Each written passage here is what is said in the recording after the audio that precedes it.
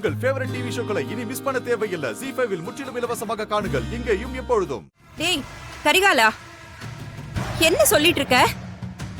வானத்திய உனக்கு தானே பேசி முடிச்சிருக்காங்க. உனக்கும் அவளுக்கும் தானே கல்யாணம் நடக்க போகுது. அப்படி இருக்கிறப்ப அருள் எதுக்காக வலுக்கட்டாயமா அவ கழுத்துல தாலி கட்டணும்? அத நீங்க அவங்கிட்ட தான் கேட்கணும் சித்தி.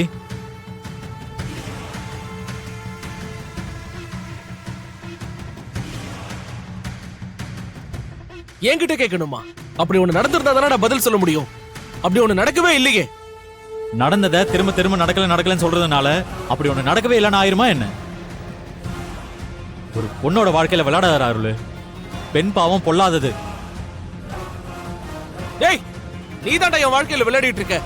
நான் எப்படா அவளுக்கு தாலி கட்டினேன்? நேத்து ராத்திரி. ராத்திரியா? என்ன இது? ஐயோ,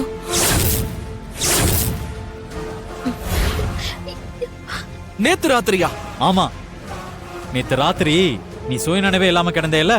அதுக்கு முன்னாலதான் போதையில வானதி கழுத்துல வானதி வேணான்னு சொல்ல கேட்காம நீ வலுக்கட்டாயமா அவ கழுத்துல தாலி கட்டி இருக்க. ஏய்,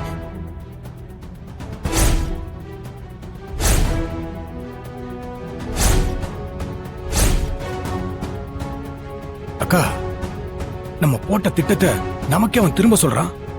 அதுதான்டா எனக்கும் தெரியல. நந்தினி, இவன் போய் சொல்றான். நந்தினி, நான் ஏன் இவ கழுத்துல தாலி கட்டணும்? டேய், அத நீ தாண்டா சொல்லணும்.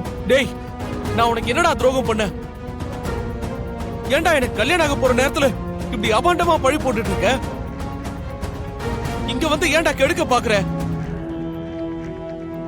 டேய், நீ எனக்கு எந்த துரோகமும் பண்ணல. வானதிக்கு துரோகம் பண்ணக்கூடாதுன்னு நான் இப்ப பேசிக்கிட்டு இருக்கேன். ஒருவேளை நீ போதையில இருந்ததுனால நீ வானதி கழுத்துல தாலி கட்டினது உனக்கு ஞாபகமே இல்லைன்னு நினைக்கிறேன். நேத்து ராத்திரி நீ போதையில இருக்கும்போது வானதி ஒரு ரூம்க்கு வந்திருக்கா. நீ வானதியை கட்டாயப்படுத்தி தாலி கட்டி இருக்க.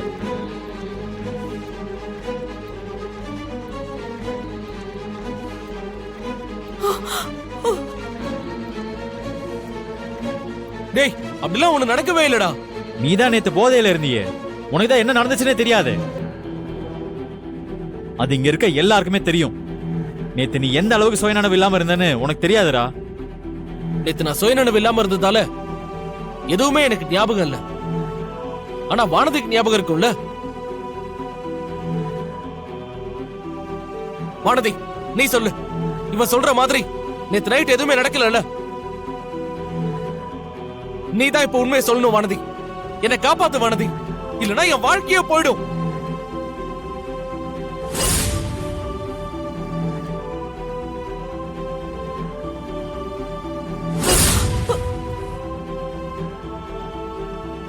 ஐயோ, சொல்லு வானதி. நான் உன் கழுத்துல தாலி கட்டல. இவன் சொல்ற மாதிரி எதுவும் நடக்கல. சொல்லு வானதி. நடந்துச்சு.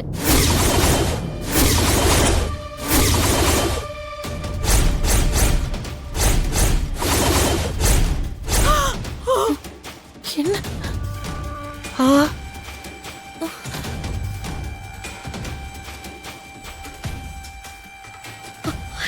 கரிகாலன் மாமா சொன்னதெல்லாம் உண்மைதான். இந்த தாலியை என் கழுத்துல போட்டது நீங்க தான் மாமா.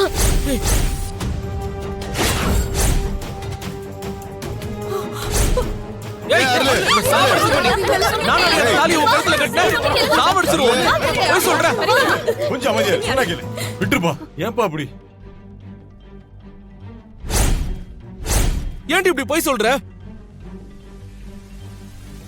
ஒரு பொம்பளை புள்ள இந்த விஷயத்துல எப்படிப்பா போய் சொல்லும்? இன்னும் கொஞ்ச நேரத்துல அந்த பிள்ளைக்கு கல்யாணம் ஆக போகுது. அப்படி இருக்கிறப்ப எதுக்கு அந்த பிள்ளை உன் மேல போய் சொல்லும்? இத பாருங்க, அவ என்ன லவ் பண்ணிருக்கா.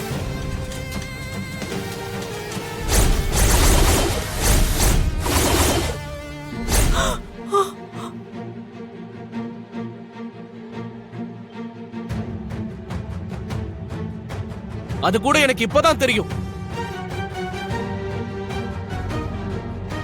என்ன கல்யாணம் பண்ணிக்கோன்னு சொன்னா நான் முடியாதுன்னு சொல்லிட்டேன். அதுக்காக இப்படி போய் சொல்லிட்டு இருக்கா. டேய், நீ தாண்ட இப்ப போய் சொல்லிட்டு இருக்க. ஒரு பொண்ணு மேல வீணா பழி போட்டுட்டு இருக்காத.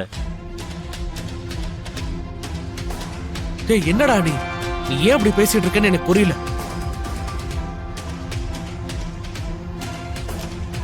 இவ உன்கிட்ட என்ன சொல்லி உன்னை ஏமாத்தனான்னு எனக்கு தெரியல.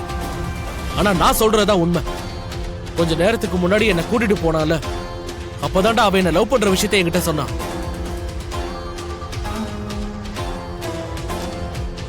சின்ன வயசுல இருந்து என்ன லவ் பண்றதா சொல்லி என்ன கல்யாணம் பண்ணுங்கன்னு சொன்னான். நான் முடியாதுன்னு சொல்லி கோவப்பட்டு வந்ததும் எப்படியாவது எனக்கு பொண்டாட்டி ஆகணும்னு நினைச்சு இப்படி ஒரு பொய்ய சொல்றான். அத நம்பி நீயும் அவளுக்கு சப்போர்ட் பண்ணி பேசிட்டு இருக்க. அவ பொய் சொல்லிட்டு இருக்காடா. ஏயா இது என்ன புது கதையா இருக்கு? இதுக்கு தான் மணமேடையில உட்காந்துருந்த பையனை கூட்டிட்டு போச்சா? ஆமாங்க ஐயா, எனக்கு அப்பவே சந்தேகமா தான் இருந்துச்சு. என்னடா கட்டிக்க போற மாப்பிள்ளைய இந்த பொண்ணு தனியா கூப்பிட்டு போதேன்னு நினைச்சேன். இப்பதானே தெரியுது. அருள், நீ திரும்ப திரும்ப போய் சொல்லிட்டு இருக்காத. வானதி உன்னை கூட்டிட்டு போய் பேசினது என்னன்னு எனக்கு தெரியும்.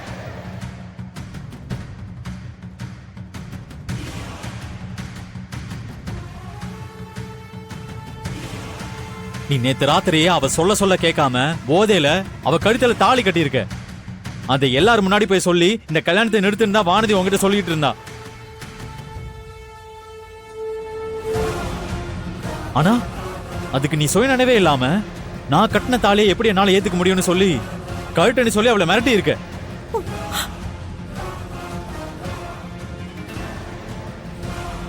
டேய் இப்படிலாம் ஒண்ணும் நடக்கவே இல்லடா. இல்ல, அதுதான் நடந்துச்சு. நான் உங்ககிட்ட எவ்வளவோ கெஞ்சின மாமா, ஆனா நீங்க என்கிட்ட முடியவே முடியாதுன்னு சொல்லிட்டு வந்துட்டீங்க. ஏய் ஏன்டி இப்படி அநியாயமா போய் சொல்லிட்டு இருக்க? நீ என்கிட்ட பேசுனது வேற, இப்ப அப்படியே மாத்தி பேசிட்டு இருக்க. இங்க பாரு வானதி, மரியாதையா உண்மையை சொல்லு, இல்லனா உன்னை என்ன பண்ணுவனே தெரியாது. என்னையா ஆளுக்கு ஒரு கதையா சொல்லிக்கிட்டு இருக்காங்க? அதானே நம்ம யார் பக்கம் பேசுறதுனே தெரியலையே. இதுல யார் உண்மை சொல்றா யார் பொய் சொல்றான்னு ஒண்ணுமே புரிய மாட்டேங்குதே. இங்க பாரு, இதுக்கு முன்னாடி கூட அவன் போதையில இருந்தா தாலி கட்டினான், அதனால அவனுக்கு தெரியலன்னு சொன்னீங்க. ஆனா கொஞ்ச நேரத்துக்கு முன்னாடி நீ அவனை கூட்டிட்டு போய் பேசும்போது அவன் நல்லா தெளிவா தானே இருந்தான். ஏன் புள்ளைய பத்தி எனக்கு தெரியும். உயிரே போறதா இருந்தாலும் உண்மையதான் சொல்லுவான், பொய்யெல்லாம் பேச மாட்டான். கொஞ்ச நேரத்துக்கு முன்னாடி நீ என்ன பேசுனங்கறத அவன் பொய் சொல்ல வாய்ப்பே இல்ல. நீ தாண்டி தேவையில்லாம என் புள்ள மேல பழிய போடுற. வானதி எந்த பொய்யும் சொல்லல சித்தி. இங்க அருளை கண்மூடித்தனமா நம்பாதீங்க, அவன் தான் பொய் சொல்லிட்டு இருக்கான். நீ வானதி சொல்றத நம்புவ, ஆனா அருள் சொல்றத நம்ப மாட்டியா? யார் உண்மையை சொல்றாங்களோ அதை தானே மாமா நம்ப முடியும். டேய் நீ புரியாம பேசிட்டு இருக்க. கொஞ்ச நேரத்துக்கு முன்னாடி கல்யாணம் பண்றதுக்காக இவன் என்னென்ன பொய்யெல்லாம் சொன்னா தெரியுமா? மத்தவங்கள கல்யாணம் பண்ணிக்கிட்டா நான் செத்துருவனா, அதான் விதின்லாம் சொன்னான்.